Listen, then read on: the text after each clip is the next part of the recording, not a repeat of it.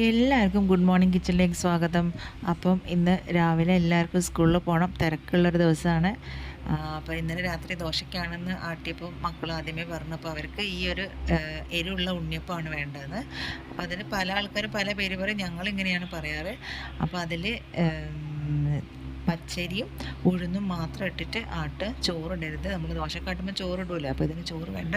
പച്ചരിയും ഉഴുന്നും മാത്രം ഇട്ടിട്ട് അതിലേക്ക് വെല്ലുള്ളി, പച്ചമുളക്, ഇഞ്ചി, മല്ലിച്ചപ്പ്, കരിവേപ്പില ഇതൊക്കെ ചെറുതാക്കി അരിഞ്ഞിട്ട് മിക്സ് ചെയ്തിട്ട് രാവിലെ ചുട്ടെടുക്കുക.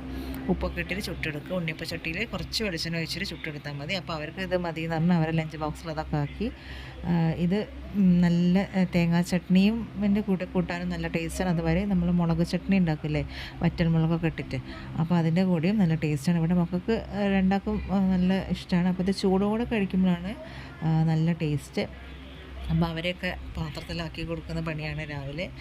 നമുക്ക് ഭക്ഷണം എത്ര വേണമെങ്കിൽ ഉണ്ടാക്കാം, പക്ഷെ അത് പാത്രത്തിലാക്കുന്നതാണ് ഏറ്റവും വലിയ പണിയെന്ന് എനിക്ക് തോന്നുന്നത്. അപ്പോൾ എനിക്കുള്ള ചോറൊക്കെ റെഡിയാക്കി കുറച്ച് പുളിയിഞ്ചിയും കുറച്ച് ചിക്കൻ കറിയും ഒക്കെ ഉണ്ടാക്കി അതൊക്കെ ഞാനും പാത്രത്തിലാക്കി രാവിലത്തെ ആദ്യം മക്കളെ പറഞ്ഞയച്ചു, പിന്നെ ഞാനും പോവുകയാണ്.